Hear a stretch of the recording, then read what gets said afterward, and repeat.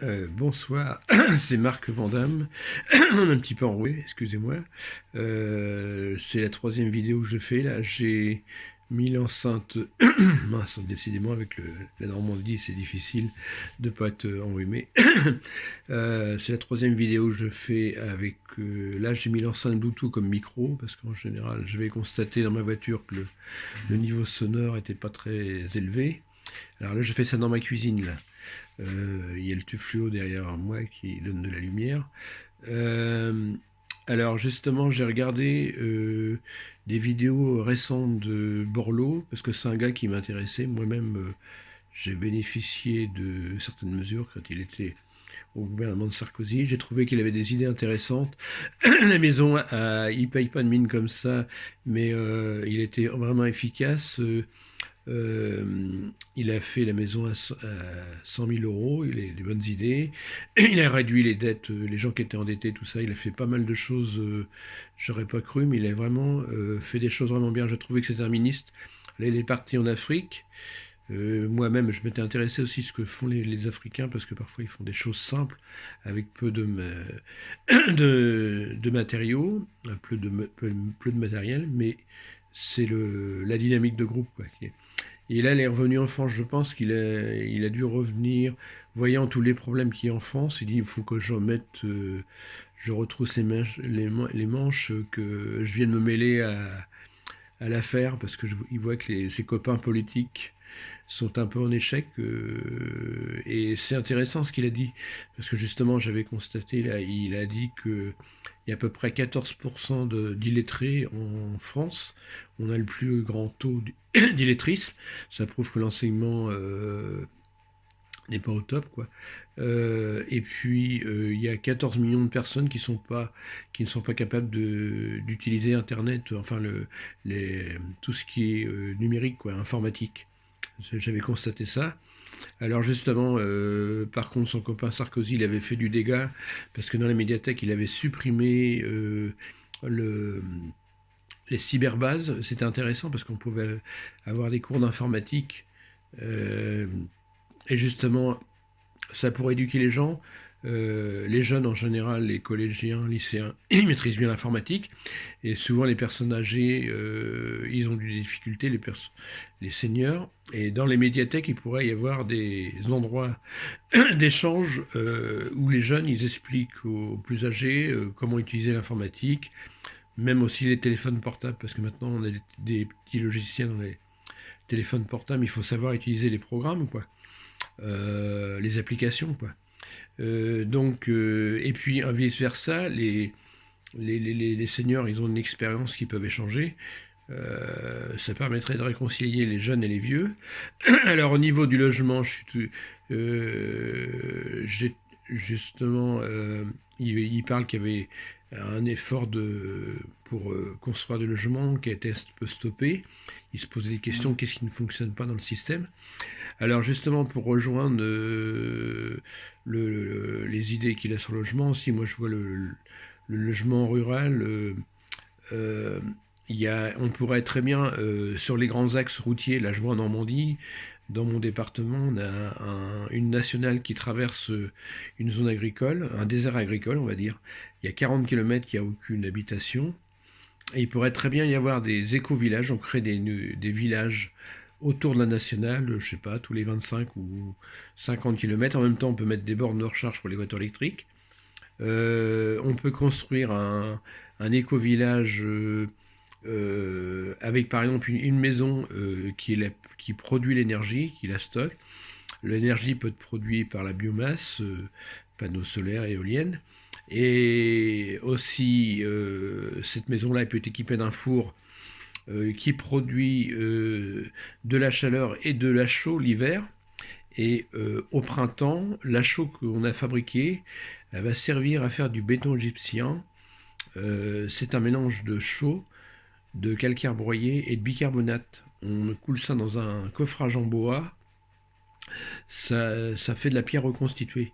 Alors on peut avoir un coffrage de 40 ou 50 cm de largeur en bois, et donc c'est comme du pisé. Le mélange, ça se comporte un peu comme le pisé au départ. Il faut le tasser. et ça durcit, ça donne de la pierre reconstituée. C'est pas moi qui ai inventé ça, c'est un chercheur, Joseph Davidovich, un chercheur de Saint-Quentin qui a été voir les pyramides, il est intrigué. Il a cherché à voir si c'était pas du béton, de la pierre artificielle. Il a été euh, contredit, controversé, mais à la longue, on s'est aperçu qu'il avait raison.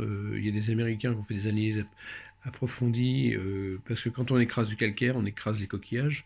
Donc on voit bien si c'est du calcaire naturel ou broyé. Et puis de la chaux, c'est relativement facile à fabriquer. Dans un four, on peut très bien déjà faire un four simplement avec de la terre, de l'argile. On fait des briques de terre crue et on construit le four, même s'il est en terre crue. Une fois qu'on a le four, on peut monter à, il faut monter à 1100 degrés, en plus avec un ventilo, on arrive à monter. Et là, dedans, on met du bois et du calcaire. Donc ça, on peut récupérer la chaleur pour se chauffer. Ça peut être dans une maison où ça produit un système de chauffage par air chaud. Et puis la chaux qui est fabriquée par la chaleur du four, ça capte à peu près 15% de l'énergie. Le reste, donc 85% est utilisé en chaleur. Euh, et là, alors, c'est mélangé avec du calcaire broyé, 4 parts de chaux vive, 11 parts de calcaire broyé, alors du calcaire avec un peu d'argile dedans. L'idéal, c'est d'avoir, là que je vois dans ma région, près de Paris, il y a Mantes-la-Jolie. Ça s'appelle du kaolin, c'est une argile blanche. C'est ce qui sert à faire la porcelaine en réalité. Et c'est ça qui va faire un peu que c'est collant. Le mélange va être collant. Parfois on parle de marne, justement, quand on parle de marne, justement c'est du calcaire avec de l'argile dedans. Et alors c'est ça qui va donner les propriétés de colle géologique, comme dit Joseph Davidovich, le chercheur. Alors le bicarbonate, il est c'est un peu comme la levure pour les gâteaux. C'est lui qui va apporter le gaz carbonique pour faire durcir la chaux. Sinon, la chaux, ça ne durcit qu'avec le gaz carbonique de l'air. Ça durcit que je crois sur 1,5 cm ou 3 maximum. Ça ne durcit pas en profondeur. Que là, le fait qu'il y ait le bicarbonate, c'est lui qui va apporter le gaz carbonique nécessaire pour retransformer le chaud en bicarbonate de calcium, quoi.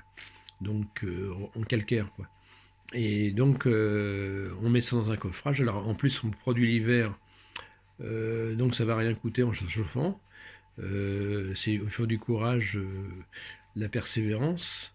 Et puis au printemps, l'été, jusqu'à l'automne, on peut.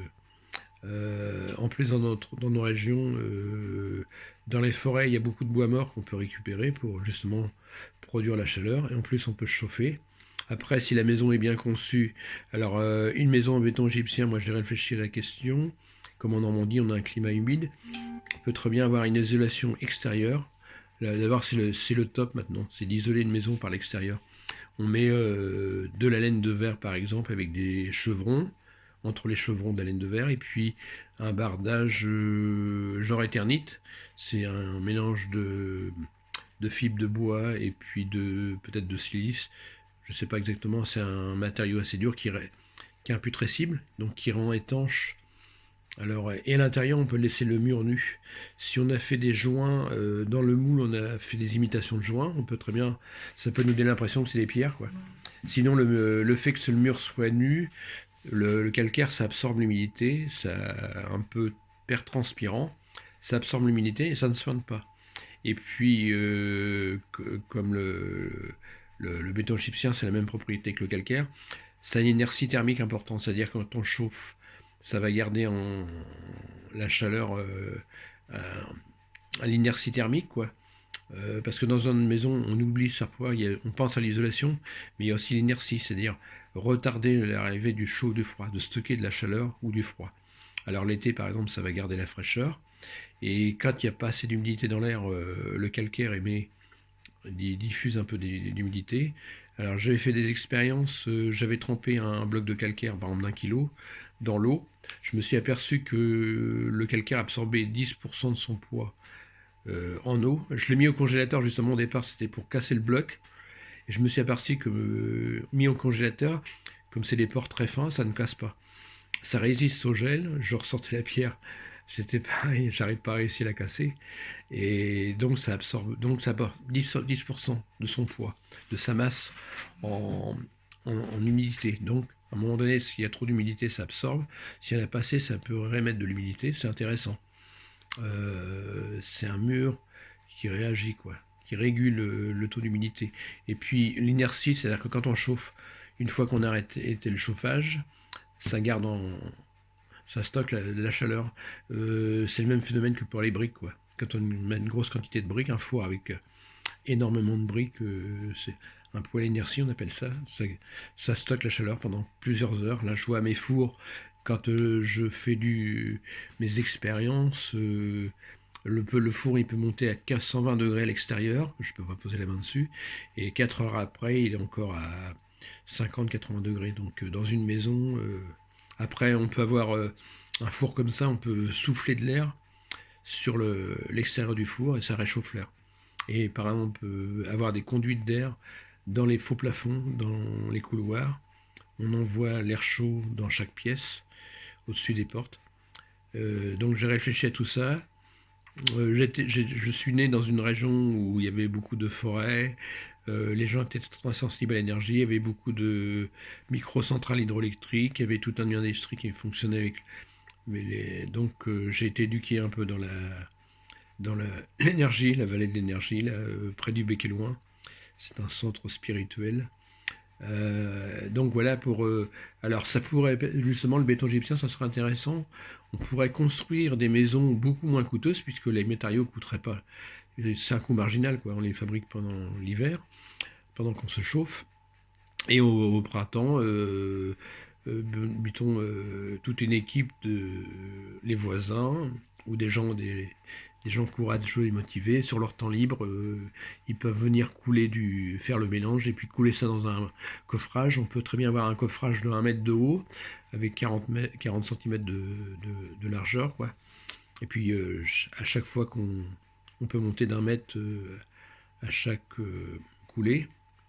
On peut commencer par des murs carrément de 50 cm. Et puis après, on diminue au fur et à mesure. L'étage suivant, on peut diminuer à 40, après 30.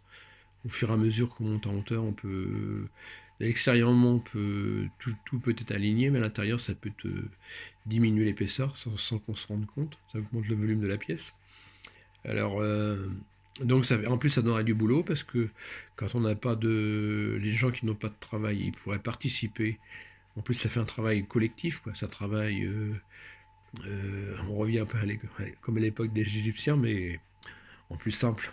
Euh, donc avec peu de moyens. Et après, donc on a construit la maison parce que c'est quand même un besoin de base, la maison avec les vêtements et la nourriture. Et puis les logements sont beaucoup trop chers. Je trouvais que Borloo, c'était une bonne idée. Il avait lancé la maison à 100 000 euros. Puis que le terrain, on n'a pas le terrain à payer. C'est vrai que j'ai réfléchi, j'ai posé les questions des constructeurs de maisons. En somme, avec les charges, la TVA et les charges sociales sur le travail, ça double le prix d'une maison. En réalité, si le prix réel d'une maison en matériaux, c'est divisé par deux, quoi. Une maison de 160 000 euros, ça serait 80 000 euros. Alors je suis sûr qu'on pourrait arriver même à faire une maison à 100 000 euros avec le terrain inclus, parce qu'il avait séparé le prix du terrain qu'on payait après la maison. Mais d'ailleurs, les terrains, c'est une aberration, parce que parfois, on vend des terrains 100 000 euros, c'est aussi cher que la maison qu'on va construire. Il y a une spéculation là-dessus je prends un exemple, mettons qu'on va sur la Lune. Le terrain n'appartenait à personne, alors qui est-ce qui s'est approprié le terrain? Qui lui a donné une valeur comme ça? Il y en a un qui s'est confisqué le terrain, puis après il l'a revendu. Bon, il y a évidemment les travaux d'assainissement, mais parfois c'est exagéré. Justement, si on fait des éco-villages au bord des nationales, par exemple, des axes routiers importants, bon, évidemment, pas trop près de la route pour pas qu'il y ait de nuisance. Là, on a dans un environnement où il n'y a pas d'assainissement, on peut faire un éco-village où il y avoir un assainissement pour un lotissement de 10-12 maisons. Et puis on peut produire maintenant l'énergie d'une manière autonome. Au niveau téléphonique, on n'a pas besoin. Tout passe par radio. Donc avec le GSM, surtout la 3G, la 4G, la 5G. On n'a pas besoin d'être raccordé par des lignes téléphoniques. Au niveau énergie, c'est pareil avec les panneaux solaires, les éoliennes et la biomasse. Alors moi, j'ai trouvé une solution pour produire de l'énergie aussi quand on en a besoin. C'est en produisant du gaz à partir quand on carbonise des plantes, ça dégage du gaz. Ça fabrique du charbon de bois et en même temps, le gaz, il peut être utilisé pour faire tourner des groupes électrogènes. Un groupe électrogène, c'est pas nécessaire il tourne toute la journée pendant 8 ou 24 heures. Il peut tourner pendant quelques heures, il charge des batteries, et c'est un onduleur qui produit l'énergie en permanence. Alors c'est intéressant d'avoir un groupe électrogène qui marche avec du gaz, qui est fabriqué à partir de la biomasse, à partir de la carbonisation. Comme ça, si on n'a pas assez d'énergie solaire et éolienne, parce que l'éolien et le solaire ça coûte assez cher. Alors moi j'appelle ça le système la biomasse, l'énergie du bois, moi j'appelle ça de l'énergie solaire indirecte. Parce qu'en fin de compte, si on n'a pas les moyens de se payer des panneaux solaires, si on plante des plantes, elles captent l'énergie solaire. Après, quand on brûle la plante ou le bois, ça nous reproduit de l'énergie calorifique, donc on récupère l'énergie que le soleil nous a envoyée. Et puis on peut produire du gaz. D'ailleurs, il faut se poser la question dans 50 ou 100 ans, quand il n'y aura plus de pétrole et de charbon, dans 100 ans, il n'y aura plus de... On pourra faire le charbon à partir des plantes, parce que les plantes captent le CO2, et là c'est une ressource infinie renouvelable de carbone.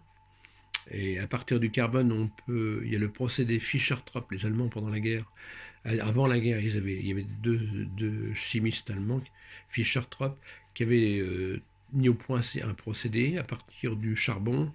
On chauffe du charbon à peut-être 800-900 degrés, on envoie de la vapeur d'eau, et ça crée du gaz de synthèse.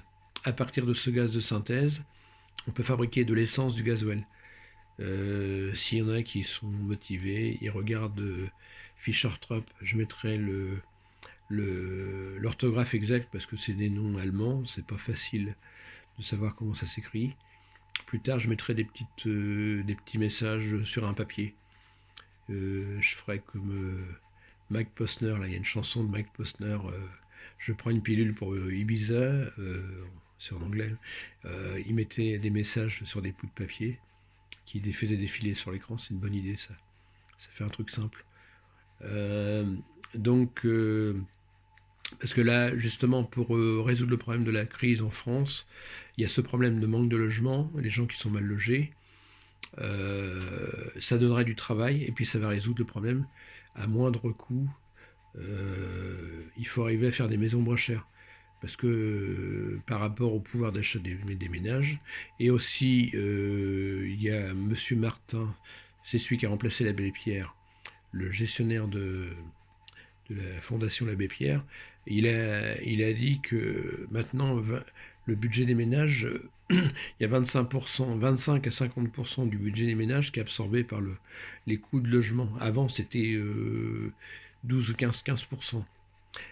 C'était le budget alimentaire qui était 25%, il y a 25 ans, ça s'est inversé. Donc, si le logement était moins cher, les gens ont plus de pouvoir d'achat, ils peuvent manger mieux, consommer, vont pouvoir s'acheter des vêtements plus facilement, se chauffer aussi.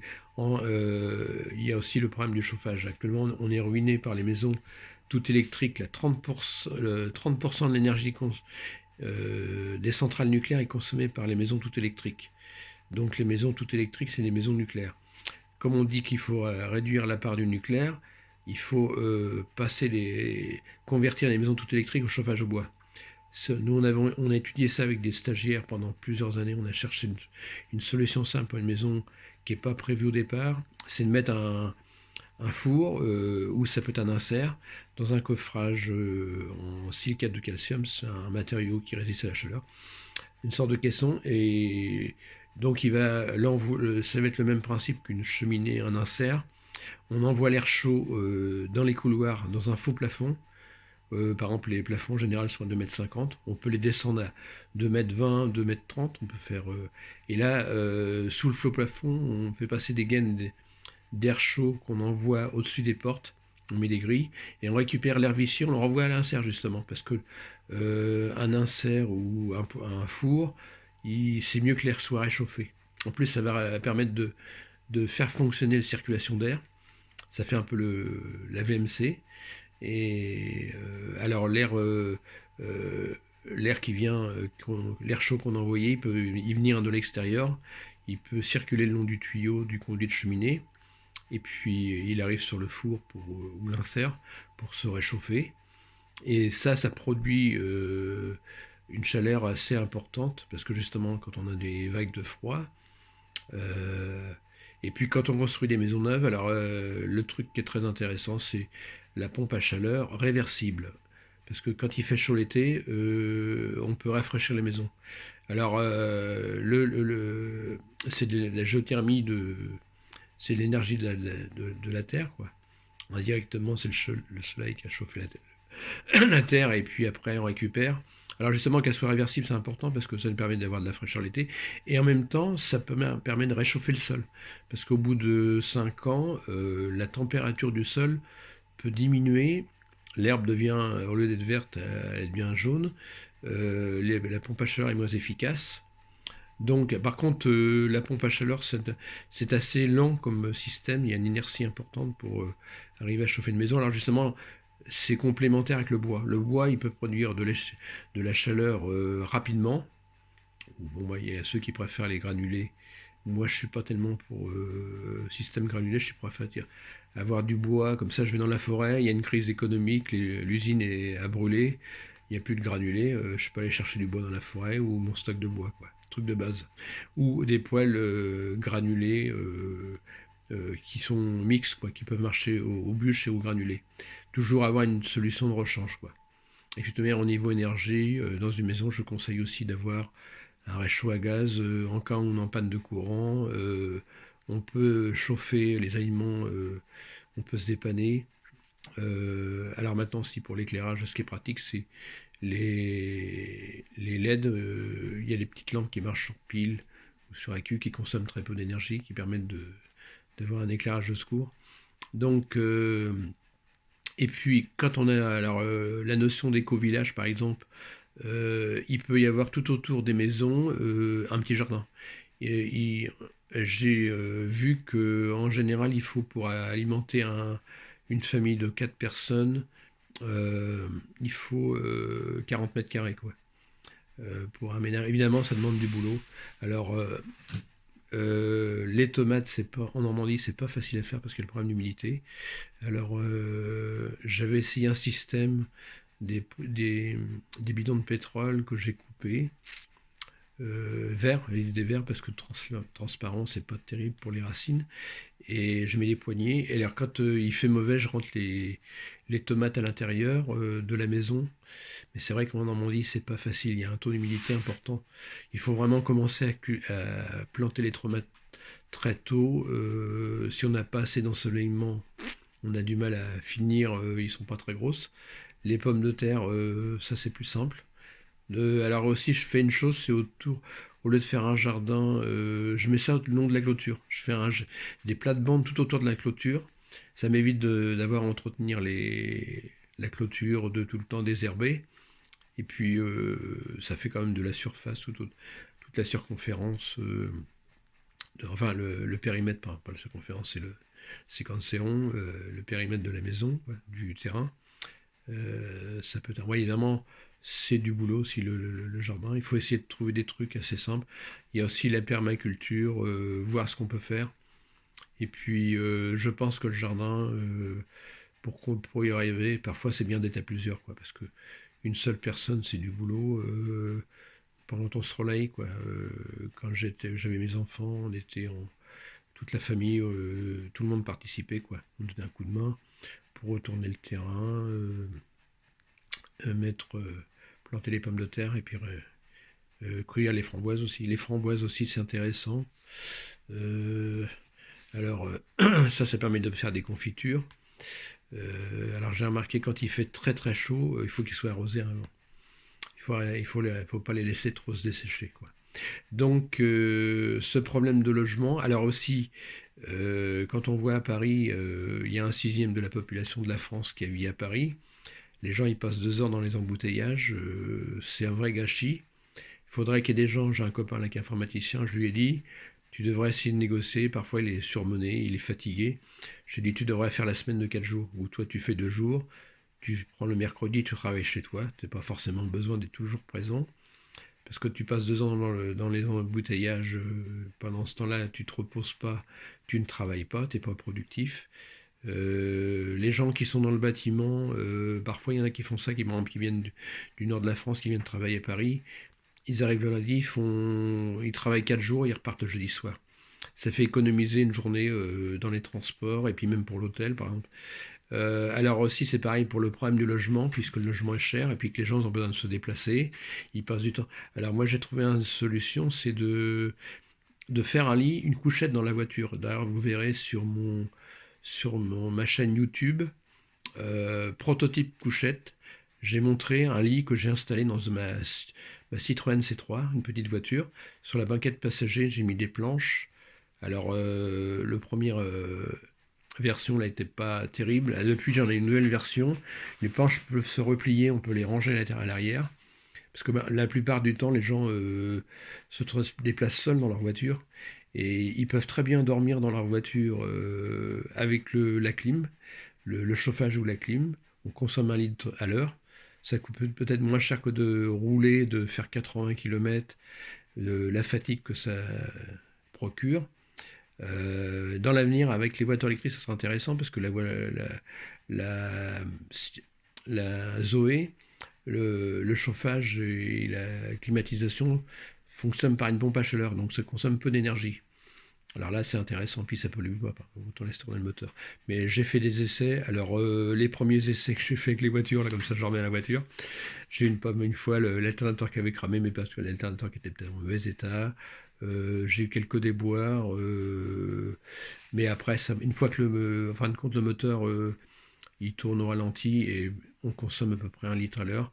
Évidemment, il ne faut pas se mettre dans un garage, il ne faut pas dans un endroit clos, dans un espace à l'air libre, quoi. Et quand je suis sur des aires d'autoroute, parfois je me gare entre les camions pour être en sécurité, pourquoi qu'il y a donc c'est un système intéressant.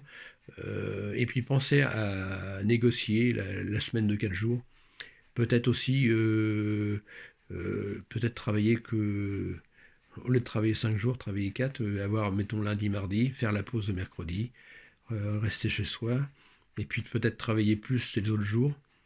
Moi, je vois quand j'étais à Paris, bon, j'arrivais parfois peut-être tard, 10 heures, mais le soir, je partais à 8 heures, comme ça, il n'y avait plus de problème de circulation, d'embouteillage. J'étais faire assez tard, j'étais en horaire décalé.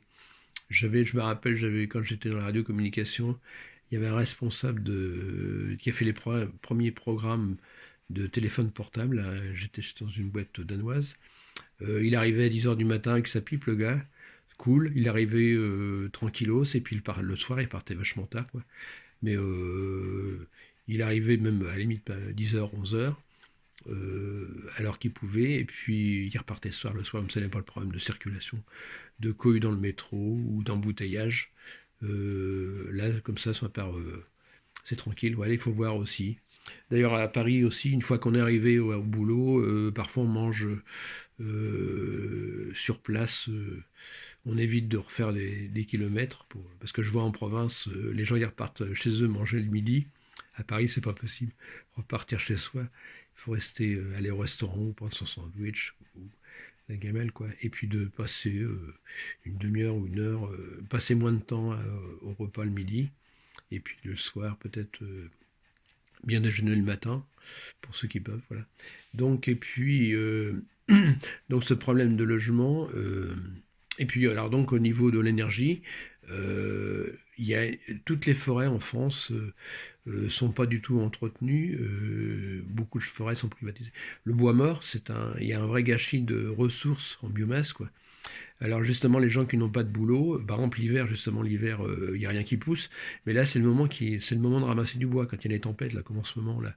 On est au mois de février, il y a eu beaucoup de tempêtes à partir de, disons, décembre, janvier, février.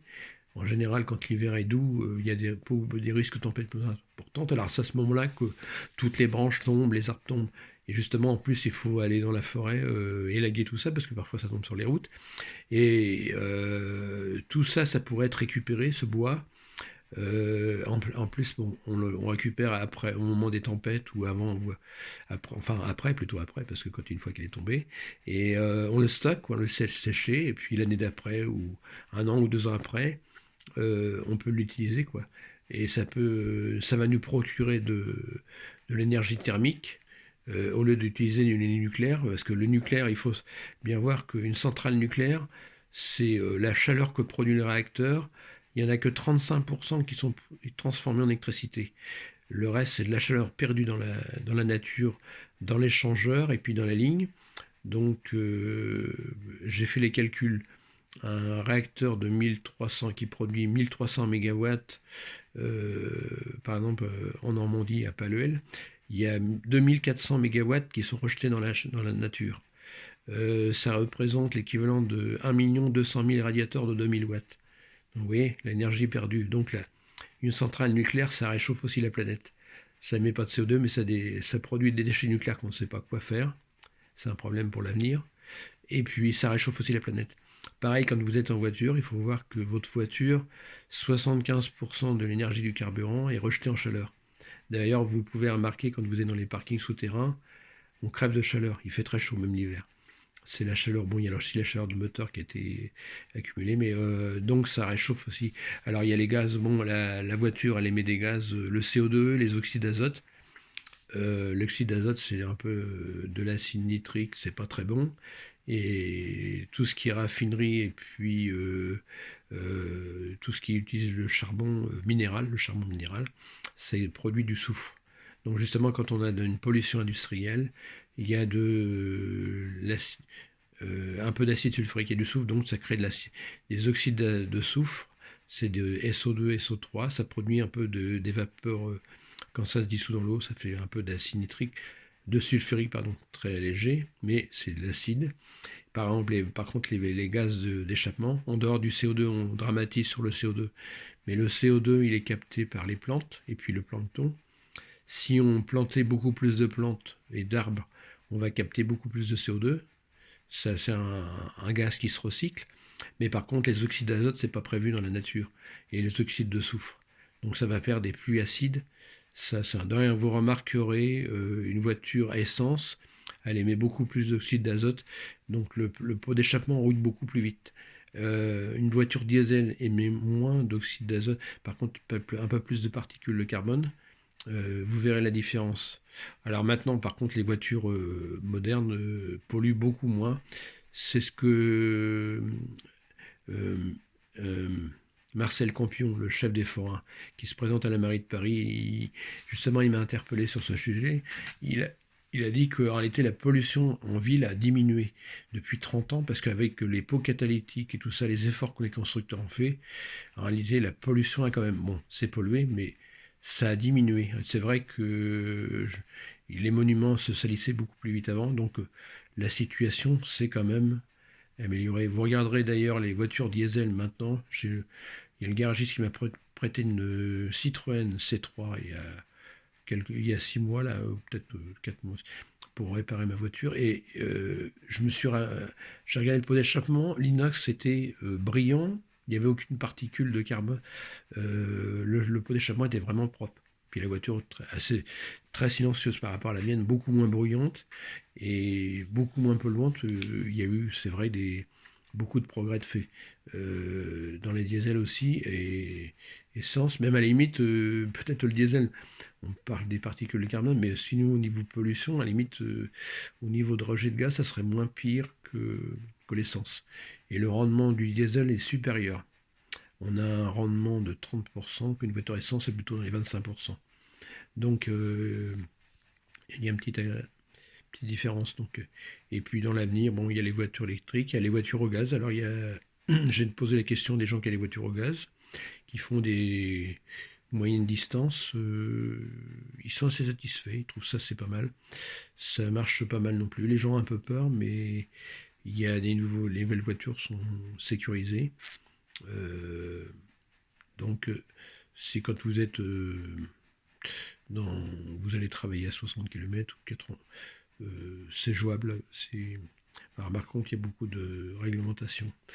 Donc, alors au niveau de, oui, au niveau de l'emploi, tout ce qui tourne autour de l'habitat, si on se mettait à construire beaucoup plus de logements, là, par exemple, les logements en béton égyptien, et puis aussi j'ai remarqué, parfois il y a des vieilles bâtisses qui sont vraiment délabrées, on veut les rénover, mais quand on veut rénover du vieux, parfois c'est pas très performant, il y a pas l'isolation qu'il faut, c'est très coûteux de modifier, ça serait mieux de récupérer le terrain, parfois de ne pas faire de sentiments, et puis de dire on va refaire quelque chose de neuf, faire du neuf, parce que c'est un peu comme une vieille voiture.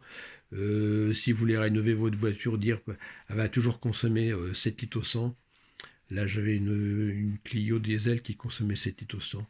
Je me dis à un moment, j'ai beau essayer plein de trucs, différents carburants, j'essuyais le colza, tout ça, mais ça consommait beaucoup. Et puis quand j'ai changé de voiture, maintenant j'ai une voiture qui consomme 4 litres 5, une voiture plus récente, donc ça m'a quand même réduit fortement la consommation.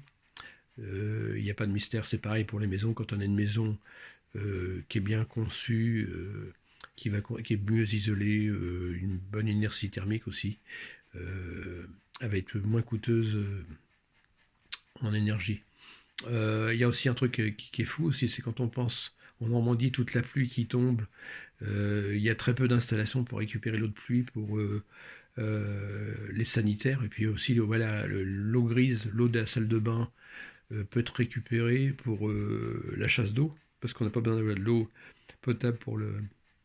Et puis l'eau de pluie, là, moi, je marche à 50% l'eau de pluie et parfois l'eau de source l'été quand j'ai un problème. J'ai pas assez.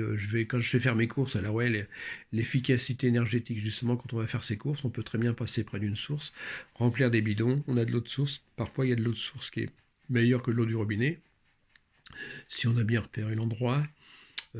C'est pareil, parfois on va dans la forêt, on peut récupérer un peu de bois, même au bord de la route, il est tombé au bord en allant faire ses courses. Donc on a été faire ses courses en même temps, on récupère du bois. Donc aussi un truc qui est très intéressant, c'est d'avoir une remorque à la campagne là. Quand on va, bon bah justement par exemple on va mettons faire ses courses et puis on peut passer près d'une source, on peut rallumer. Si on a une remorque, on peut ramener, je sais pas, 200 litres d'eau comme ça. Beaucoup plus d'eau. Je mets ça dans des bidons de pétrole que j'ai bien nettoyés. Je peux prendre des bidons de 20 litres, quoi. Et après, je peux utiliser ça dans ma maison. Euh, donc les bidons de pétrole, pour les nettoyer, j'ai trouvé un système avec de l'alcool supérieur à 95 degrés. Je les rince. Après, je les passe au produit à vaisselle. Et après, l'eau de javel. Alors les bidons, j'ai remarqué, les bidons qui sont en plastique poreux, ça a tendance à garder l'odeur. Par contre, les plastiques lisses, on appelle ça polyéthylène haute densité.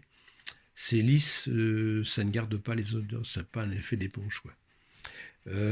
Donc au niveau emploi, déjà ce problème de logement, et puis la ressource de forestière, quoi.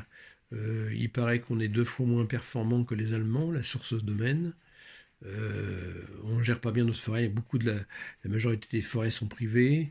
Ça sert plutôt à faire de la chasse, mais c'est des gens qui sont aisés ou des gens qui ont hérité mais qui n'entretiennent pas la forêt. Et puis on n'utilise pas les ressources de la forêt pour se chauffer. Pendant la guerre et après la guerre, les gens ils allaient ramasser le bois dans la forêt pour se chauffer. Il y a aussi, c'est ce qu'on appelait les têtards, là, les arbres qu'on coupe les branches. Comme ça, c'est pas des très grosses branches, c'est plus facile à couper. Ça produisait les haies, là, ils produisaient pas mal de ressources en bois de chauffe, quoi. Alors parfois il y a du gâchis parce qu'il y a parfois du bois qui est abattu pour se chauffer qui pourrait être utilisé pour la menuiserie, la construction. Il y a parfois un peu de gâchis, quoi. Il faudrait mieux utiliser les ressources en bois. Et peut-être on a diminué vachement le nombre de scieries, on a concentré. C'est bien d'avoir quand même encore des scieries un peu plus localisées, quoi, moins centralisées. C'est vrai que ces ressources en bois, il faudrait voir ça. Alors pour revenir au béton égyptien, il y a en Normandie, il y a énormément de régions, même la Marne, bassin parisien, il y a beaucoup de calcaire, quoi. Il y a énormément de régions qui ont des ressources en calcaire. Donc c'est intéressant de se pencher sur ce matériau, quoi. Ça serait un peu l'évolution par rapport à la chaumière en colombage et en terre. Ça serait une évolution. Et puis on revoit, ça nous fait penser à l'époque de la Renaissance, justement pour la Renaissance avec le béton égyptien. Comme quand on a construit toutes les maisons en pierre, les belles bâtisses, quand même, je suis toujours un peu séduit par toutes ces bâtisses en calcaire, là, en pierre, qui sont très solides, hein, qui durent des centaines d'années. Hein, c'est quand même, là, justement, c'est un matériau qui est très durable, qui dure dans le temps une fois que c'est construit. Si c'est bien construit, là c'est impeccable. Alors aussi, en 2016, je suis parti pendant 3 mois justement, j'ai dormi dans la voiture. C'est là que j'ai expérimenté de vivre la voiture. En général, c'était 1 mois en continu, je dormais dans la voiture. Puis parfois, j'étais chez une amie et puis mon fils. J'ai fait des coupures entre deux. Et je me suis aperçu, j'ai traversé des régions dans le sud de la France, Côte de la Forêt. Euh, il y a des endroits, il y a même plus de, il y a des villages qu'on dit, il n'y a plus personne, et il y a des ressources en bois qui sont exploitées. Alors justement, dans les régions où il y a énormément de forêts comme ça, s'il y avait des humains qui revenaient dans ces régions-là, exploiter la forêt et envoyer le bois, par exemple les trains justement se plaignent qu'il n'y a plus de transport ferroviaire, eh ben, au lieu de transporter du charbon comme on faisait quand j'étais gamin, je voyais des trains de charbon. Il y a le charbon qui venait du nord de la France, qui arrivait en Normandie pour alimenter les usines. Bah, maintenant, on pourrait aller chercher le bois dans les régions où il y a des ressources forestières importantes. On l'envoie par train de marchandises. Ça fait du travail, du fret pour la SNCF. Ça donne du boulot pour les gars qui déchargent, des bûcherons. En plus, c'est un travail sain, quoi. On respire la résine, les sèves des arbres, on est au plein air et puis on utilise des ressources forestières. Et on pourrait planter beaucoup plus d'arbres. On peut augmenter, parce qu'en fin de compte, excusez-moi, j'ai la bouche un peu humide. Euh, avec l'agriculture, on ne s'est pas rendu compte, mais depuis le Moyen Âge, on a supprimé des forêts. C'est ce qu'ils appellent ça les régions chauves.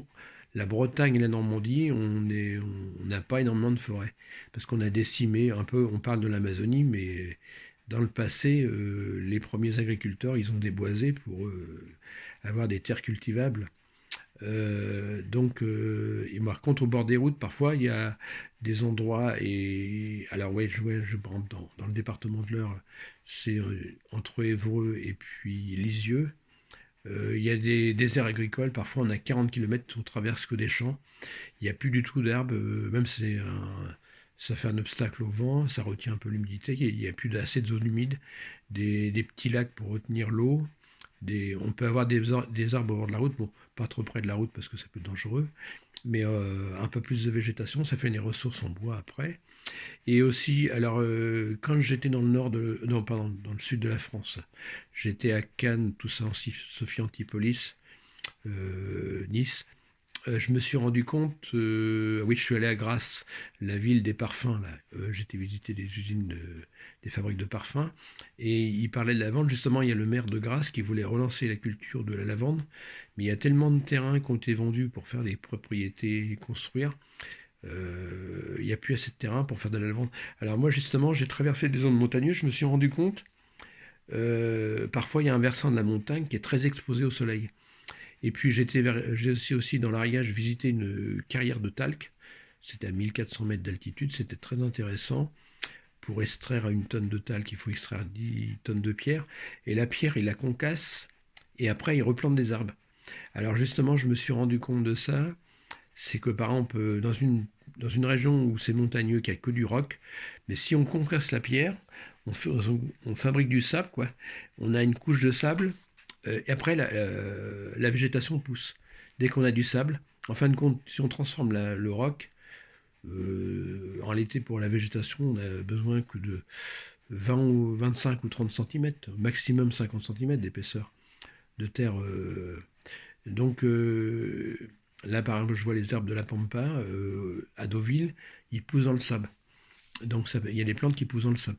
Et là, justement, sur des versants de la montagne, très exposés au soleil, si on broie de la pierre, des concasseurs, maintenant, des moyens modernes, des outils de carrière, et on peut replanter des lavandes dans des endroits justement où il y a de la surface de disponible, mais bon, on est plein incliné, mais ensoleillé. Ça peut permettre de redévelopper la lavande, parce que la lavande, c'est très utile. D'ailleurs, quand c'est une fois carbonisé, ça dégage beaucoup de gaz combustible.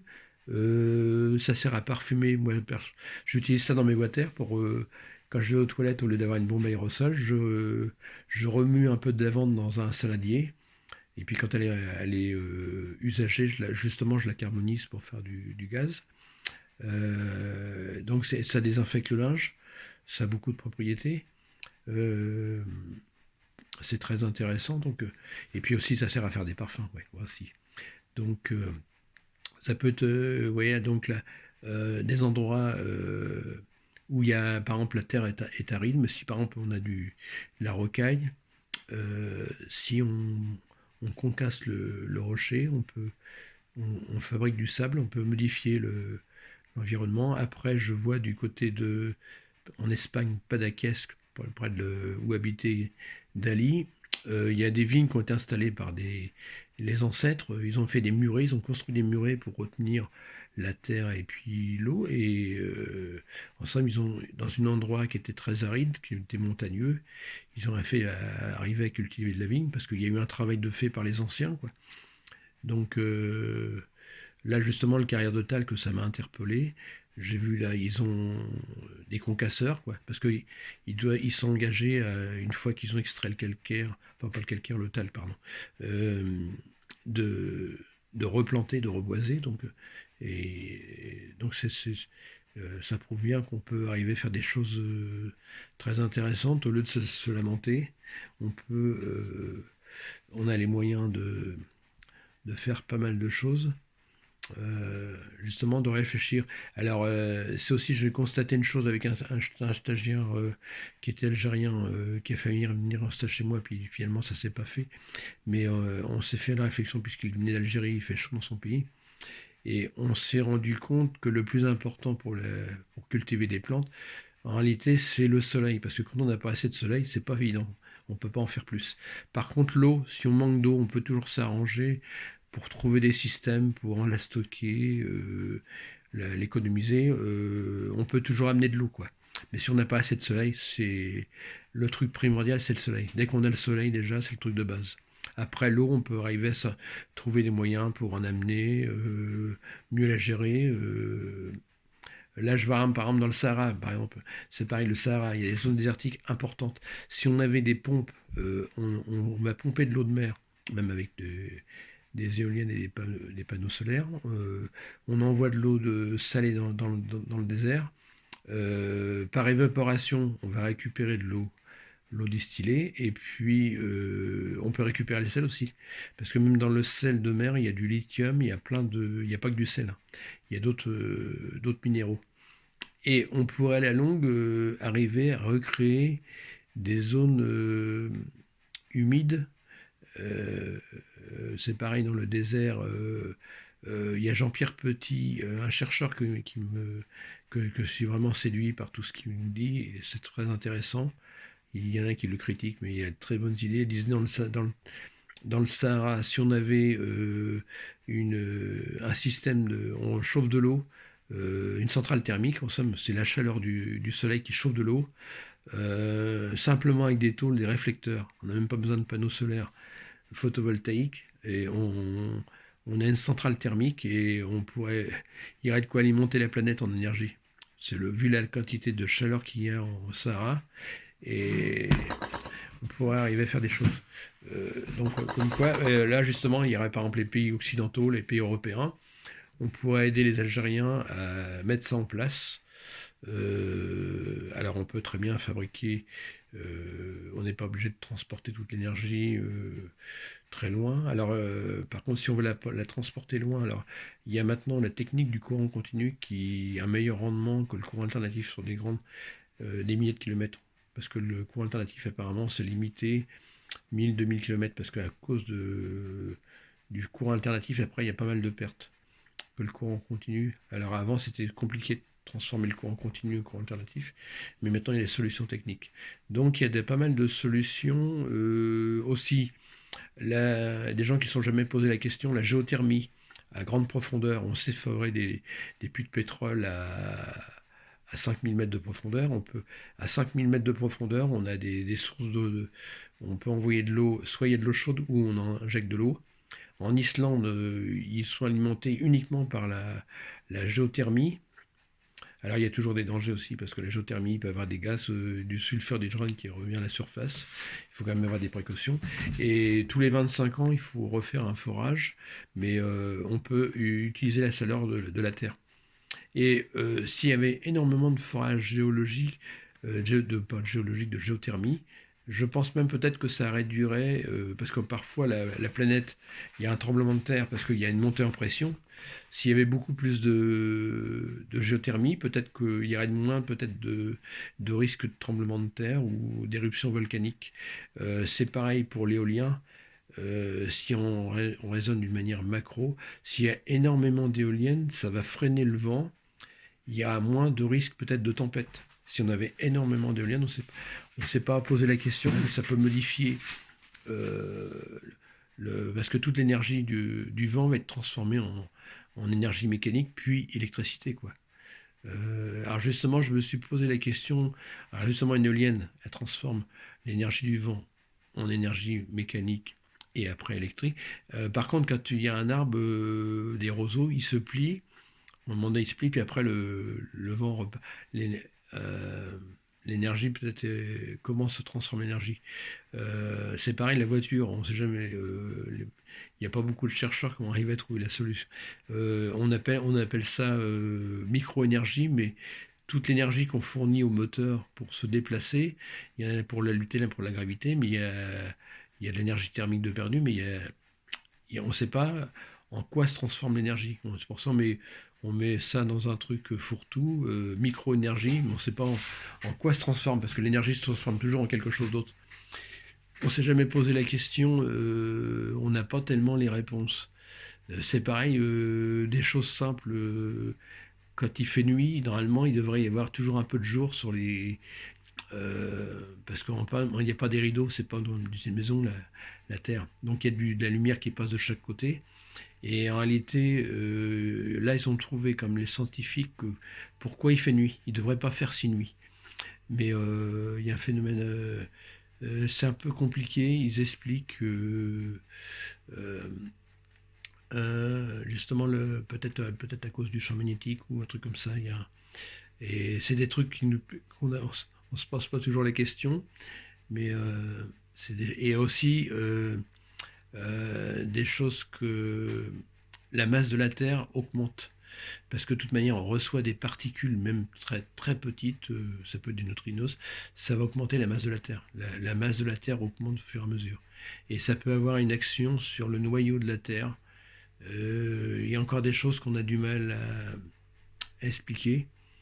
Et donc, alors, il y en a même qui disent qu'il y avait un chercheur allemand qui avait une époque, il avait dit que la Terre avait peut-être doublé. Il avait fait une maquette, un ballon qui gonflait, et il faisait voir qu'il y avait un seul continent au départ, et puis qu'il y a une fracture qui se produit. C'était que c'était pas. Ça me paraissait vraisemblable ce qu'il disait. Après, ça n'était pas tellement relayé. Ça a été un peu contesté, mais je trouve que l'explication est intéressante. De toute manière, même en dehors des microparticules, par exemple neutrinos, il y a aussi toutes les poussières de micrométéores qui viennent sur Terre. Alors ça augmente, je ne sais plus, c'est quand même pas négligeable, donc la masse de la Terre augmente. Alors plus elle augmente, plus la gravité augmente. Alors c'est pareil, à l'époque, on ne s'est jamais posé la question, mais à l'époque des dinosaures, ça se trouve, la gravité était moins importante. Parce que pour qu'ils soient si grands, ils étaient certainement moins gênés par la gravité. Alors, ça pourrait se voir dans les os, parce que si, quand on a une certaine gravité, parce qu'on n'y pense pas, mais ça modifie le corps humain, même les astronautes dans l'espace, le fait qu'ils aient une faible gravité, ils se décalcifient, donc ça peut modifier. Euh, c'est des choses qu'on n'a pas tellement approfondies. J'ai vu quand même il y a quelques temps, justement, ils se sont posé la question sur cette histoire, parce que pour qu'il y ait des monstres, si vous êtes très grand ou quand c'est la figure, vous faites mal. Donc la gravité n'était peut-être pas la même. Et aussi l'orbite de la Terre a pu bouger avec le choc du météorite qui a détruit qui a tué les dinosaures il y a 65 millions d'années. À mon avis, l'orbite de la Terre a changé, peut-être la masse, il y a des paramètres de la Terre qui ont changé. On n'avait peut-être pas 9,81.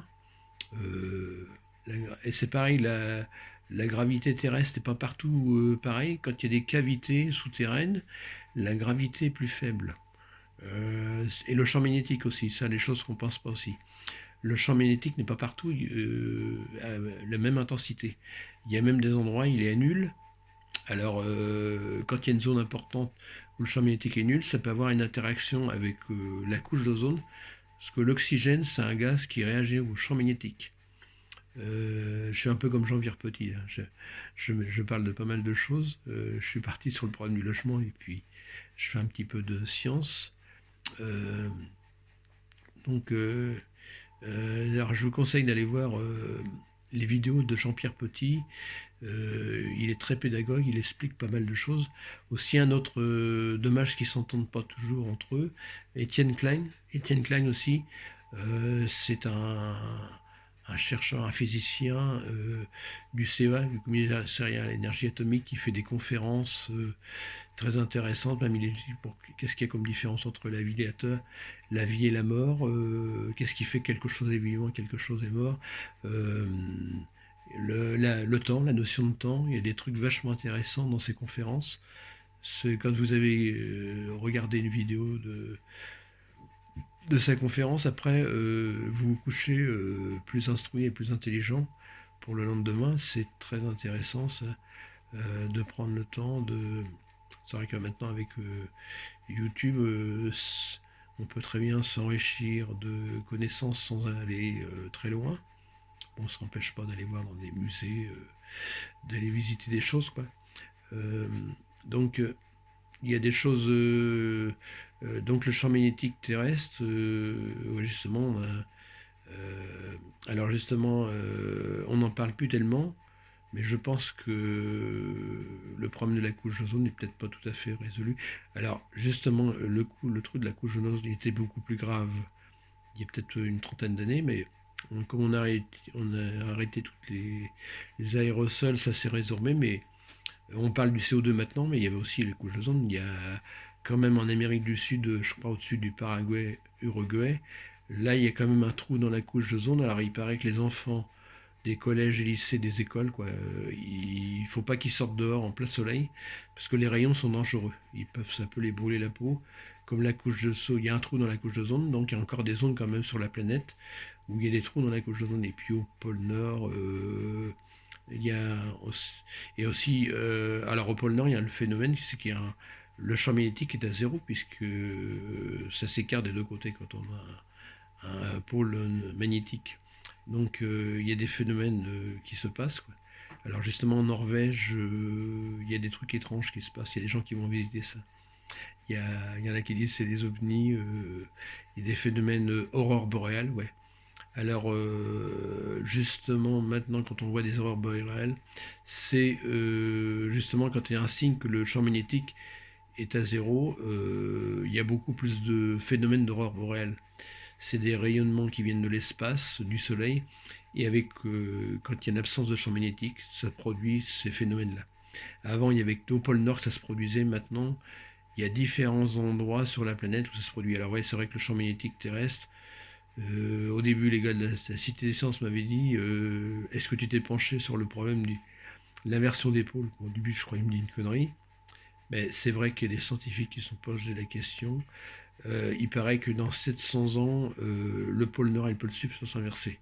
Donc on peut passer par une période où il y a le champ magnétique sera nul, dangereux. On ne sait pas ce qui peut se passer. D'ailleurs, Elon Musk, il voit le danger de l'avenir entre les déchets radioactifs et puis le climat qui peut changer sur Terre. Il a dit bon, ben, il faut aller sur Mars, peut-être que sauver l'humanité, d'aller peut-être habiter ailleurs, parce qu'on ne sait pas si on pourra toujours vivre sur Terre. Il y a une réalité, la Terre elle est née et puis elle peut mourir, et puis le climat peut se modifier en dehors de le problème de pollution par des phénomènes naturels qu'on ne maîtrise pas. Donc il y a nécessité de venir plus tard dans l'espace pour l'humanité est obligée de migrer dans l'espace pour voir ce qui se passe ailleurs et puis avoir une bouée de sauvetage quoi. Donc voilà et quelques idées là justement au niveau du je sais pas pourquoi il y a des variations de luminosité. Euh, alors donc j'espère que le son est assez bon là, comme j'ai utilisé l'enceinte Bluetooth. Voilà tiens l'enceinte Bluetooth c'est ça. Voilà hop là je m'en sers comme micro. Elle est connectée au téléphone portable donc le son passe dans les deux sens en micro et en haut-parleur. Je m'en sers parfois comme micro avec au Google Traducteur là, translateur, là, le traducteur Google. Ça peut me servir de micro pour parler avec quelqu'un. Alors justement, tiens, c'est pratique ça, le traducteur Google, pour quand vous êtes avec quelqu'un que vous ne connaissez pas sa langue. Donc voilà les quelques idées pour recréer de la richesse et du développement économique en France. Quand j'aurai d'autres idées, je vous referai une vidéo, ça sera la quatrième. On essaye d'améliorer au fur et à mesure euh, les, les performances, la qualité. Là, il est 6h15, encore me coucher tard, je me couche complètement décalé. Ça va que j'ai des bons stores pour avoir la nuit noire. Donc, voilà, vous me direz ce que vous en pensez. Et puis, partagez la vidéo, parce que j'amène des idées nouvelles, parce que c'est vrai que c'est un peu désolant. Les gars de Sciences Po, l'ENA, Polytechnique. D'ailleurs, j'ai remarqué les gars de Polytechnique, j'ai l'impression qu'ils sont vaccinés au nucléaire. Les profs leur disent, ouais, ouais, le nucléaire c'est super, c'est impeccable. D'ailleurs, une parenthèse pour le nucléaire, quand on a commencé ça, suite à la crise pétrolière de 73, en 73, on aurait commencé le développement durable, on serait à 100% tout de suite. Et d'ailleurs, à l'époque, j'ai participé à la CGT, j'étais assez proche des communistes, et quand ils se sont lancés dans le nucléaire, j'ai dit non, niet, moi je suis scientifique, je lis Sciences et Vie, je regarde la vie des scientifiques, non, très dangereux pour l'avenir, je me suis écarté de ce truc-là. Là, c'est là que j'ai divorcé avec la CGT, les communistes, j'ai dit non, pas d'accord pour le nucléaire. Et c'est vrai que quand je vois le maintenant, parce que il paraît-il qu'on a 70 000 tonnes de plutonium à La Hague. Enfin, c'est énorme, c'est hyper dangereux. On ne sait pas comment faire. On nous parle du CO2 et c'est bien plus grave les déchets nucléaires. Et puis le démantèlement des centrales, parce que quand on l'arrête, elle ne produit plus d'électricité, mais ça coûte de l'argent à démonter. Et puis très difficile, quoi. Donc c'est un sacré problème. On ne sait pas comment on va gérer ça dans l'avenir. Parce qu'à un moment donné, mettons, quand on arrête totalement le nucléaire, comme, comme les Allemands l'ont fait, il y a le coût du démantèlement. Quand ça ne produit plus rien, c'est pour ça qu'il faut arrêter graduellement. Alors, le nucléaire, là, moi, je n'étais pas pour le nucléaire, mais comme je dis, l'enfant est là. Quand on a fait un enfant, même, pareil, il faut l'assumer. Par contre, pas d'accord pour faire des, des nouvelles centrales nucléaires parce qu'on sait que c'est un problématique, on continue à en faire. Il faudrait plutôt utiliser la géothermie, approfondir les recherches sur la géothermie, toutes les sources d'énergie renouvelable, biomasse, tout ça, éolien, solaire, la mer, il y a plein de solutions qui soient en équilibre avec l'équilibre de la Terre, quoi. Parce que le nucléaire, c'est un. Alors, il y a aussi le nucléaire qui était. Il y avait un nucléaire propre, à base de thorium. C'est le thorium, il n'y a pas tous les problèmes. Dommage, on n'a pas. Il faudrait peut-être consacrer 10 milliards. Personne n'a fait l'effort de faire des recherches dans ce domaine-là. Euh, c'est pas évident. Euh, c'est dommage parce que ça, là, apparemment, ça serait une solution atomique propre, quoi, qui n'a pas les problèmes. Et alors aussi, c'est pareil, on oublie que la Terre, c'est une sorte de réacteur. L'énergie de la Terre est produite par justement des réactions atomiques qui se font avec le thorium et l'uranium et puis le potassium. Donc il y a énormément de chaleur dans le centre de la Terre, quoi. Si on utilisait on a un réacteur atomique sous les pieds, on n'a même pas besoin d'en faire en utilisant la géothermie. Quand on regarde bien, parce que la corce terrestre, c'est pas très épais, hein, c'est comme une peau d'orange, et à l'intérieur, il y a plein de chaleur. Et là, on aurait de quoi faire. Donc, la géothermie de grande profondeur, parce qu'on parle de géothermie parfois. Les pompes à chaleur, c'est en surface. Ah, il y a aussi les pompes à chaleur RR aussi qui captent la chaleur de l'air.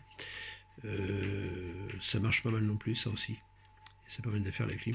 Donc, en espérant que les politiciens, les 80% de politiciens qui sont médiocres, qui sont pas bons, qui s'imprègnent des idées pour s'améliorer, parce que on est dans la loi des 20-80, il y a 20% de bons et 80% de mauvais là. Actuellement, on se rigole à l'Assemblée nationale, au Sénat, mais tout ça, ça n'avance pas. Il n'y a pas de...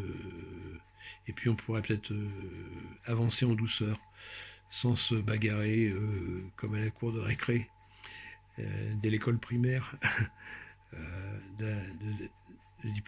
On a l'impression qu'on est encore à l'époque des Romains. Bon, on se tape plus avec des glaives, mais avec des paroles assassines, quoi, des règlements de compte.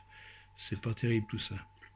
Donc il faudrait un petit peu de sagesse et puis parce que de forces qui s'opposent, le résultat est nul, quoi. Il faudrait plutôt que les forces s'additionnent, quoi. Ça serait sympa, quoi. Donc et puis d'écouter ceux qui ont des bonnes idées comme Jean-Pierre Petit, là, je trouve que c'est intéressant. Elon Musk, je suis assez en admiration, ce gars-là aussi. Euh, c'est balèze aussi ce qu'il fait là. Il a beaucoup d'idées aussi, ce gars-là. Il n'y avait pas suffisamment de gens comme ça. Donc bon visionnage de cette troisième vidéo de Marc Vandamme, le président de Homme Énergie. Dans l'avenir, ça va devenir Universal Research Innovation. Il faut que j'aimerais bien avoir quelqu'un pour m'aider à faire les nouveaux statuts. Mais sinon, je vais me débrouiller tout seul. On va peut-être y arriver. Et puis prochainement, j'espère avoir de nouveaux stagiaires. On en a eu 26 jusqu'à maintenant, comptabilisés, mais il y en a peut-être un peu plus. Il y a certains de mes stagiaires qui sont devenus ingénieurs. Ils ont dépassé le prof. Ils m'ont écrit merci Marc pour l'information que tu m'as assurée et puis l'aide à mes études. Ouais, donc il y en a même parfois qui sont partis dans l'aérospatiale. J'ai eu des stagiaires étrangers. Je me suis rendu compte que en ayant des stagiaires étrangers, ça donne une autre vision. On voit parfois, ils voient des choses que nous on ne voit pas. Bon là, j'arrête là. Voilà, on va couper 1h08 de vidéo, c'est pas mal.